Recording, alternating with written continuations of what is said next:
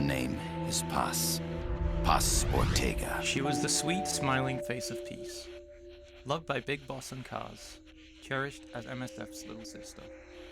It's my name too, Kazuhira.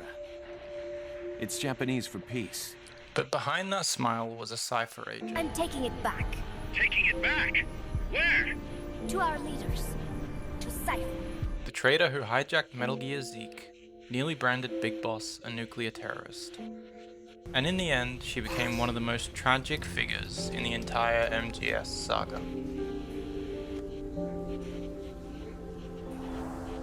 This is the story of Paz Ortega, Cipher's perfect pawn, the betrayer of Mother Base, and Big Boss's greatest ghost.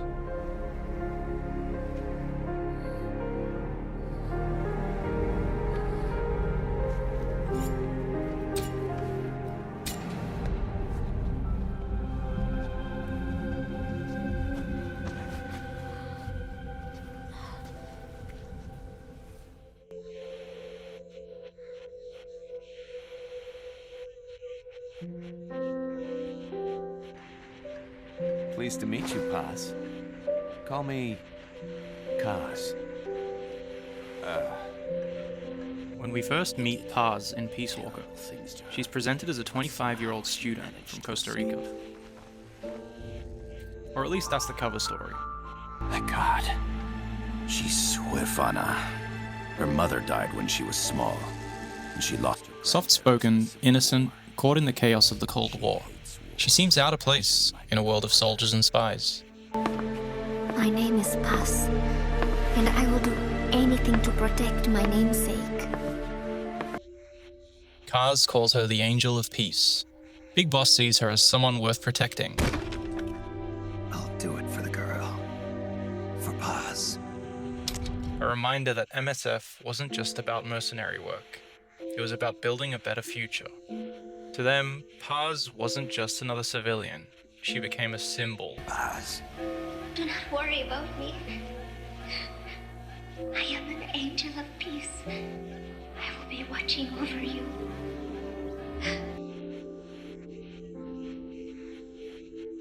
But Paz's real story was actually very different. As of today, I will be living here at Mother Base. Now my real trial begins. She wasn't a refugee at all. She wasn't innocent. She was a Cipher agent, sent by Zero himself to infiltrate Big Boss's army and report on its every move. I could no longer afford school. He bought my story, and when I said I would be willing to work, he took pity on me and let me stay. For some reason, Miller really pled my case. That was helpful, but the man is still a fool. His men are no better.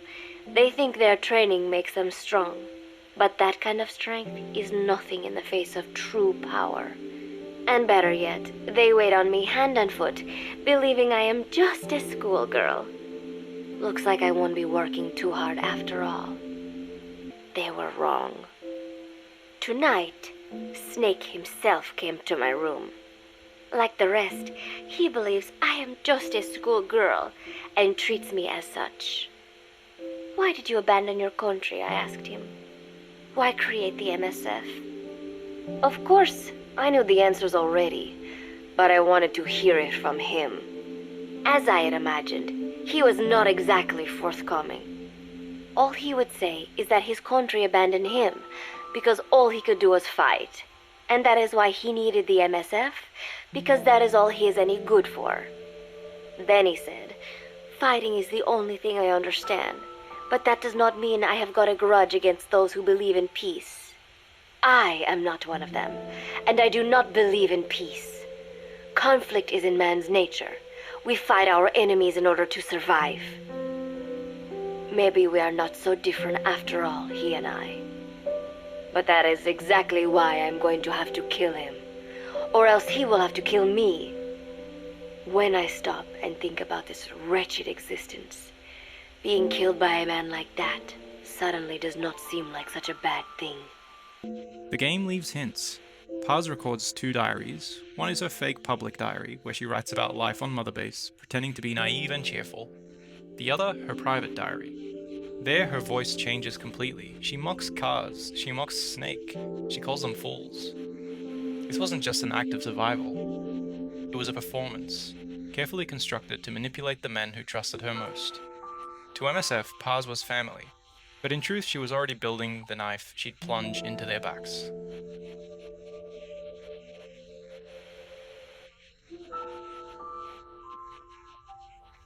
As MSF grew, so did Cipher's fear. Big Boss was becoming more than a soldier. He was building an independent army with his own offshore base, and even his own Metal Gear, ZEKE. Cipher couldn't allow that. If Big Boss wouldn't work for them, he had to be controlled or destroyed. That's where Paz came in. Her mission was clear. Stay close, gather intel, and when the time comes, strike. And she did. In the climax of Peace Walker, Paz climbs into the cockpit of ZEKE, the very Metal Gear MSF had built, and reveals her true allegiance.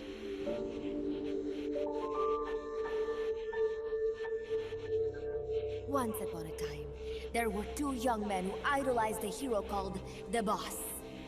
One day, they suddenly lost the point of origin. This Cipher, that was like a mother to them.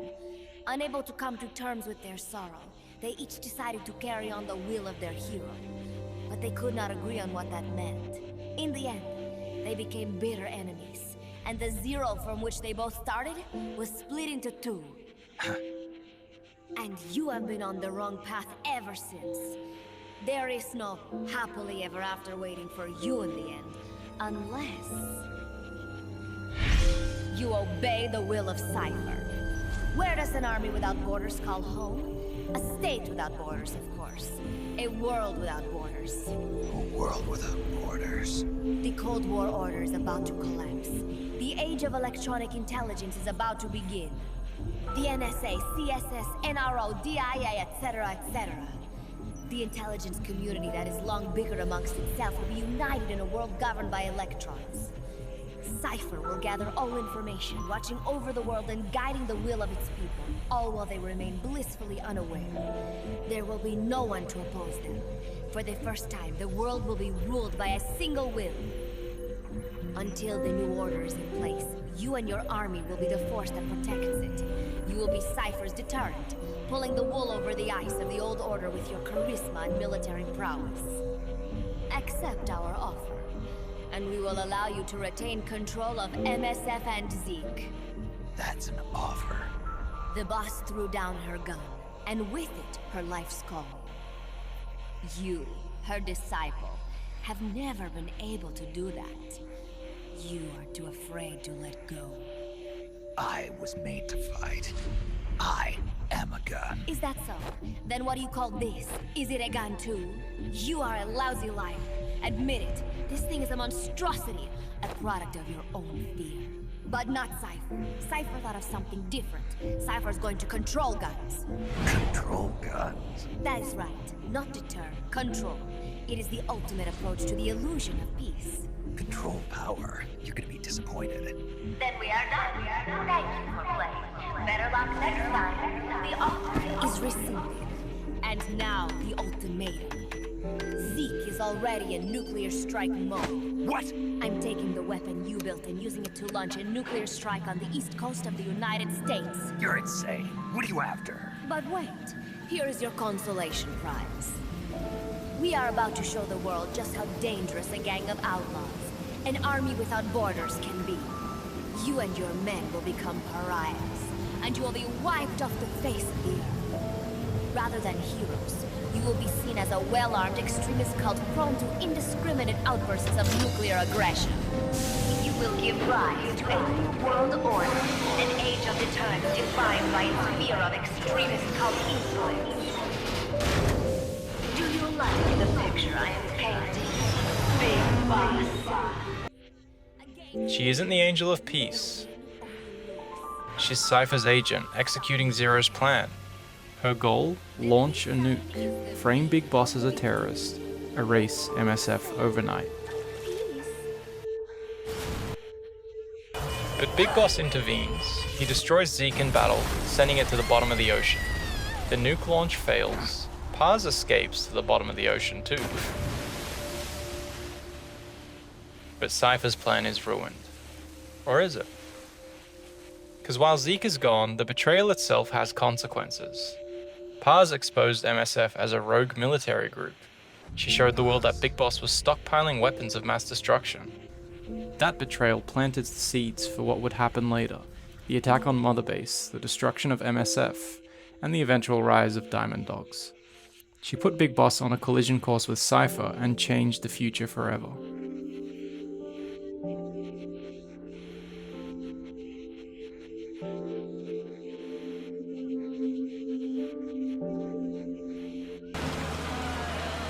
Ten days ago, we got reports that Paz was still alive. She survived. She was rescued by a Belizean fisherman who found her drifting in the Caribbean. Our friends at Cipher suspect Paz could be a double agent. She's being held for interrogation at a camp on the southern tip of Cuba. Black site. Betrayal didn't mean victory, though. Fast forward to Ground Zeroes, Paz wasn't in control anymore. She was actually a prisoner. Captured by Skullface and his XOF unit, she was chained, tortured, and used as bait. Skullface wanted Cipher destroyed. And Paz, she was the key. She knew about Zero, Cipher's networks, and Big Boss himself. The tapes tell the darker story. I really recommend you go and look at them if you haven't. Well, listen to them. Chico's recordings reveal what happened to Paz in captivity. She wasn't just interrogated. She was broken, starved, humiliated, and dehumanized. Skullface used her suffering to shatter Chico's will and to lure Big Boss into his trap. The bright smiling girl from Costa Rica, the one who fooled MSF with her laughter, was gone. What remained was a hollow survivor, stitched together. Her body literally turned into a weapon. Skullface went a step further. He planted bombs inside her. When Big Boss rescues Paz in Ground Zeroes, she's alive, barely.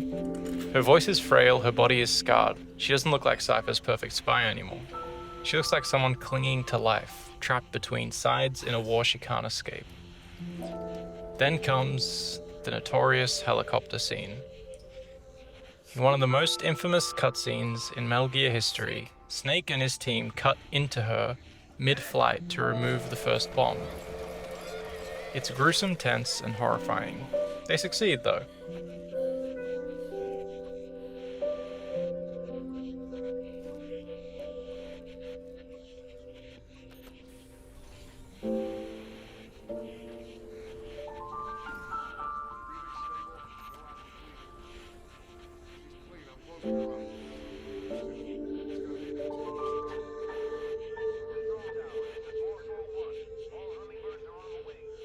Paz then whispers the truth that there's a second bomb. She looks at Snake, apologizes, and throws herself out of the chopper. Moments later, the explosion goes off. It's all right, we got it out.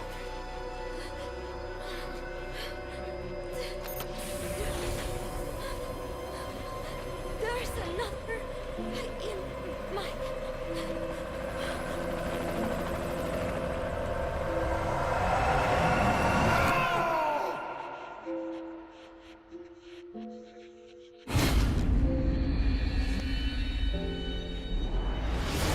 And that's pretty much it. That's how Paz dies.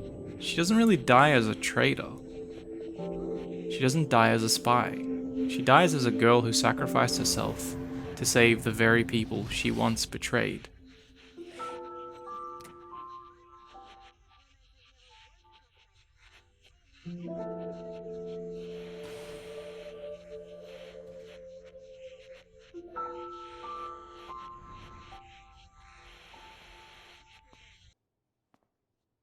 But even death wasn't the end of Paz.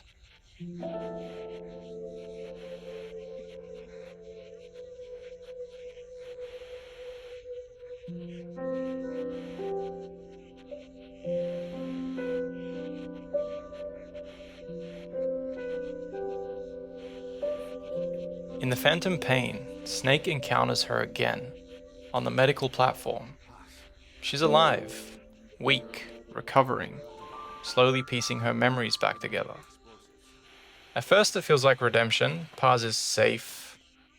Bomb! No, it's okay. The game even lets you believe she's alive, hidden away, recovering from the horrors of Ground Zeroes. But then comes the eventual twist. None of it's real. Paz is dead. She died in that helicopter. These visits aren't rescues. They're hallucinations. Venom's guilt and trauma manifesting the ghost of the girl he failed to save. I mean, technically it wasn't him, but that's a whole other story.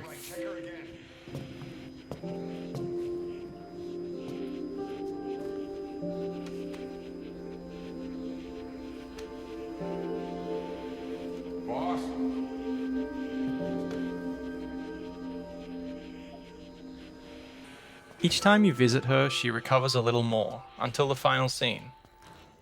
Stay away! Paz. It's kind of haunting, because it shows what Paz had become in the legacy of Metal Gear. She wasn't just a Cipher agent anymore. She was the embodiment of guilt, a reminder that even the strongest soldier couldn't protect everyone.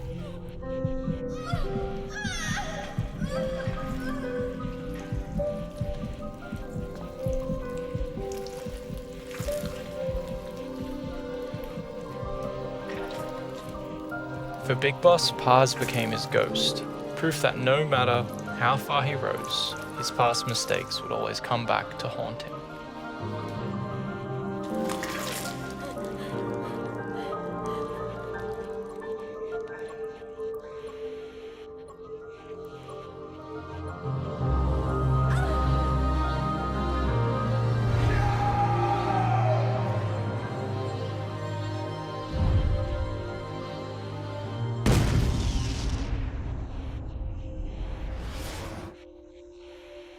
So what do we make of Paz Ortega?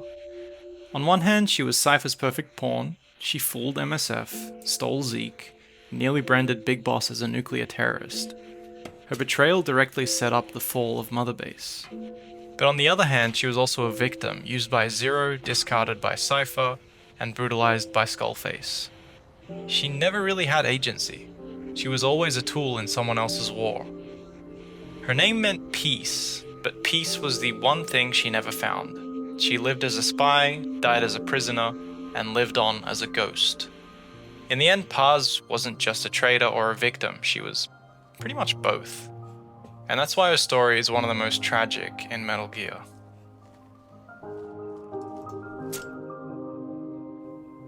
So what do you think? Was Paz a villain who got what she deserved, or a tragic victim of Cipher's endless war? Let me know in the comments, and if you enjoyed this deep dive, subscribe for more MGS.